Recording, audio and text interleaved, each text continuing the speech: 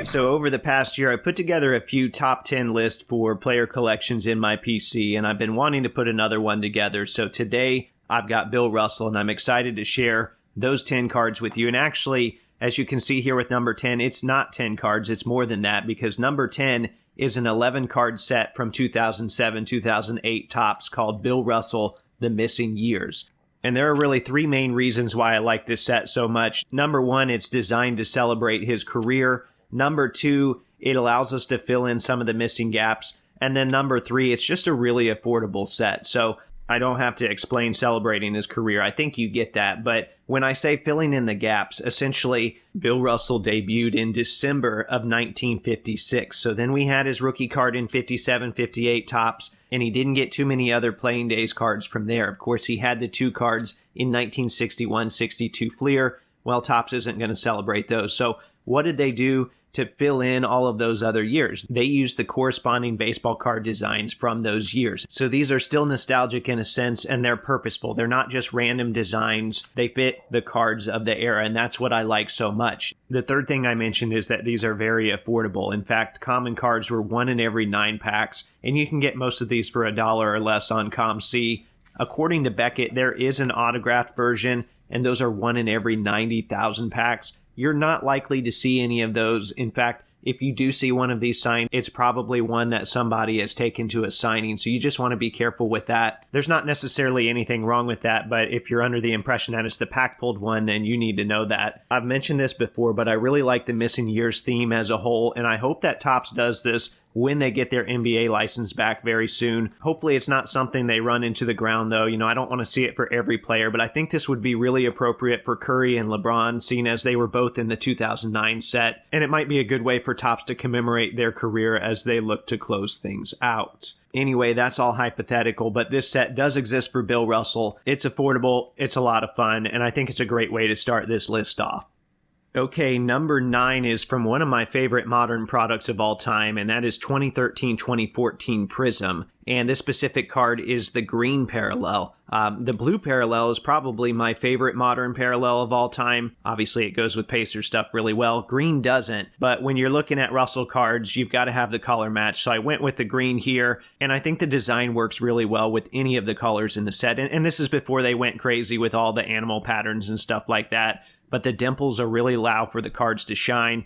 And however they finished the cards that year, it's a lot different than the cards look now, but they were very shiny back in 2013. I think the dimples help with that. There's not a whole lot more to say about this card. I think it speaks for itself, but I really like this one. Like the insert set I just talked about, it's still relatively affordable, and it's something that represents one of my favorite old school players in one of my favorite years of Panini products. The number 8 card on my list is a 2021 Sport Kings Volume 2 autograph. And this is a card that I've taken to shows before, at least a version of this. I've had several of them where people have asked me, is that a real autograph?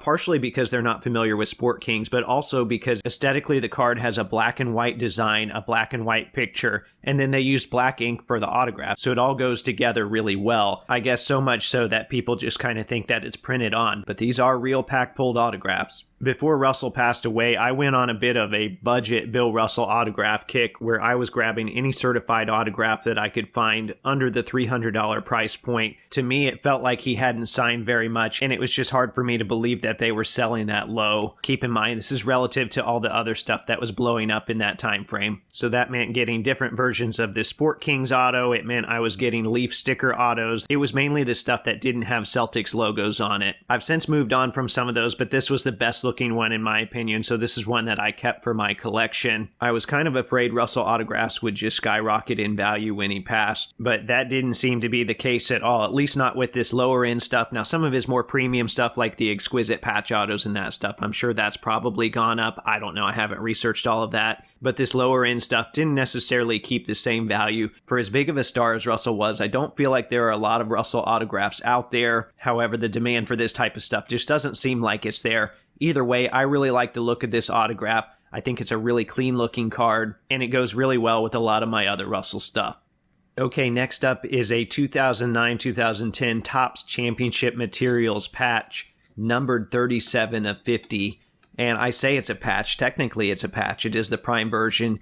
You can see that's designated on the card.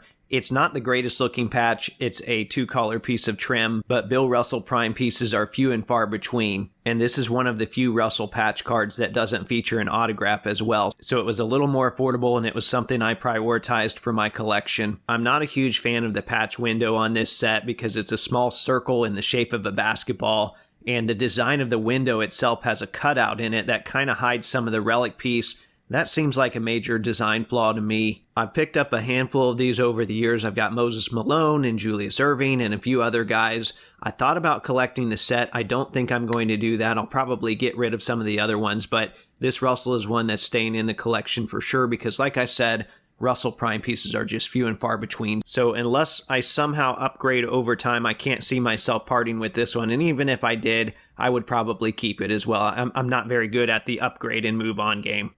Okay, number 6 is probably the nicest looking 1961-62 Fleer SGC1 Russell card I've seen by far. The color's good, the centering's about normal, there are a few creases, but nothing that would drop the card to the lowest grade possible. So why is it a 1? Well, someone took a black marker and filled in Russell's mustache and goatee, and if you haven't seen Russell's 1961 card, he looks really young in this shot, and his facial hair isn't as filled in as he would regularly wear it later on. I guess whoever did this felt like it was a problem that needed to be solved, and the moment I saw this card, I said to myself, I have to have this. And I know this style of altered card isn't for everyone, but I absolutely love this kind of stuff. I've got a Julius Erving rookie where someone scratched out the Squires team name and put Nets. I know I've talked before about a bearded Walt Frazier rookie that PSA didn't catch. I wish I had purchased that one when it was up for sale because the seller ended up taking it down. Now, I'm not going to be modifying cards like this anytime soon.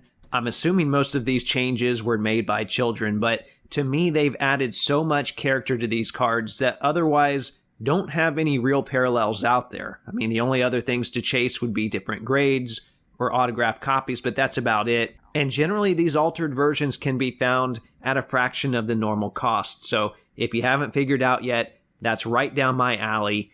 And this bearded Russell is definitely one of my favorite vintage cards. Okay, number 5 is a 1973-74 Surefresh card in an SGC 1.5 slab. So after Russell retired as player coach in 1969, he served 2 additional stints as an NBA head coach, neither of which was all that successful, mind you, but I like to tell the full story of an individual's career, and this Surefresh card is one of 2 main cards that represents Russell's time as a coach. The other one being the 75-76 Topps Sonics team card. That one didn't make the list, but it was close. This Surefresh card did though, and it comes from a 12-card promotional set where each card was attached to loaves of bread.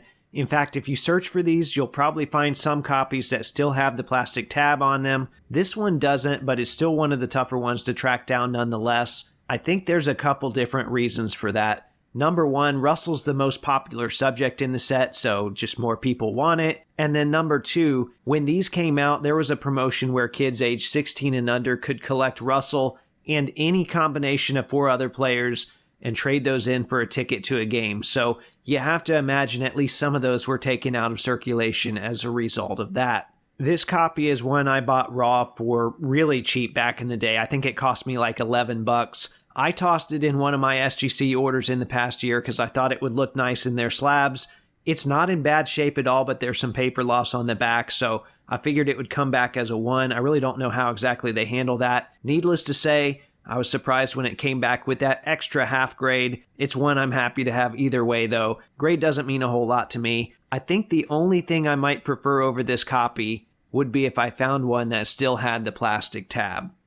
Okay, next up is a 2020-2021 Panini Contenders Optic 83 Tribute Autograph, and as the name suggests there, this is based off the 1983 Donruss design, and no, there wasn't a basketball card set then, but they did make some slight modifications. You've got a basketball in the lower corner instead of a mitt. Overall, I think it's a pretty good looking card. I've talked about Russell autographs a little bit already when I talked about the unlicensed stuff.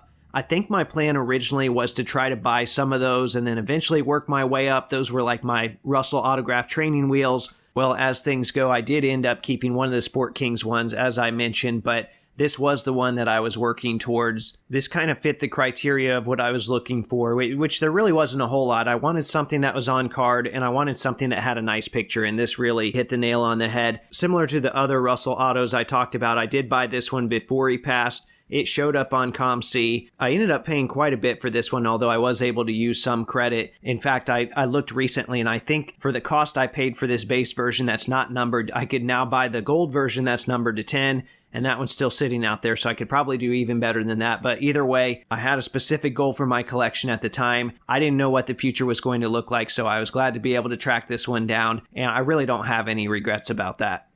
Okay, number 3 is one that I'd almost forgot about when I was piecing this countdown together, even though I've talked about it a lot on here before. It's not that it's a forgettable card necessarily, but a lot of people think of Russell as the subject of the set, more so than a player that's actually featured on the card, but he is. And this is a 2022-23 Panini Flawless 1-of-1 Bill Russell tribute card that features a patch that was worn by Buddy Hield. And when I first saw the Flawless checklist for 2022, I decided real quick that I wanted one of these, and I wanted a pacer specifically. There's 300 cards in the entire set. I kind of looked things over. I knew that Halliburton and Mathurin would probably be out of my price range, so I ultimately settled for Buddy Hield instead, which just happened to show up at auction, and that meant I had a chance, and eventually I won. Now, even though I had zero doubts about the authenticity of the card, it still had to go through eBay's authentication program. So when I finally got the package in hand and opened it up, much to my horror, there was a Malcolm Brogdon card inside. Same type of patch, but definitely not the right player. They had accidentally swapped the cards at the authentication center, and it was a really big mess. I won't go into all the details here again. You guys have heard them before, but getting the two cards switched back proved to be a lot more difficult than it should have been. It involved a lot of phone calls and a lot of time. Eventually, I was shipped the correct card, and even though I was a little disgusted with the situation back then, it's climbed pretty high on my list of Russell cards in a short amount of time. Okay, card number 2 is a 1957-58 Topps rookie in an SGC 1 slab. And you guys know I've been working on an SGC 1957 set for a while now. This card is by far the biggest card in that set, and it's a card that I chased for a long time. When I went to the 2021 National, I thought I would go there, I would find a Russell rookie in a low grade, I would make the transaction, I'd come home with it, and I would be done with it. But I really didn't find too many in the room, and considering how big of a show that was kind of a shock. So I retooled a little bit heading into 2022. I didn't go to the National that year, but I ended up going to the Summer Dallas show instead. I had some money with me because I had found a Gary Payton Star Rubies, and I was able to move it. So I was hoping that I could, for the most part, just do an even swap. The first day I was there, I did not find one in a grade that I was comfortable with or a price that I was comfortable with, but eventually the second day I was able to track down this SGC 1, and a 1 it almost seems generous at this point because this copy is crumpled up, but nonetheless it fit the criteria of what I was looking for. I was able to make a deal for it, and I was very happy about that. Little did I know that Bill Russell would pass away 2 weeks after that, so I felt like the timing was pretty good on that one. Although similar to a lot of the autographs I talked about, this card has really dropped quite a bit in value over a short amount of time. I'm not going to fixate on that too much though, because I'm working on this set. It's one that I chased for a while, and I was very happy to finally be able to track one down.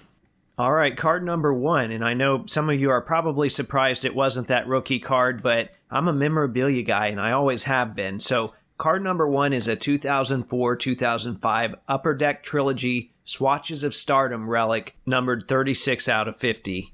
I talked a little earlier about the shortage of good Russell relics out there, and before I was able to track a prime relic down, my main objective was to try to find the largest swatch that I possibly could. Well, probably still staying away from some of the exquisite stuff because that gets really pricey. Sometime around late 2020 or 2021, I was at a convention in Tampa, and one of my friends was selling this card. He actually had this one, and he had it right next to a jumbo Wilt Chamberlain piece. I thought that was fitting. I really wanted both of them, but I knew I had to make a choice. I've got some Chamberlain relics already, so I definitely prioritized the Russell. And aesthetically, this card is just so nice to me. Upper Deck got everything about this one right, from the picture that you see on the front where he's got his arm stretched out, to the foil, to the swatch placement, to the description on the back, which explicitly states that this is an authentic piece of shorts worn by Bill Russell in an NBA game. So they even tell you where the relic came from.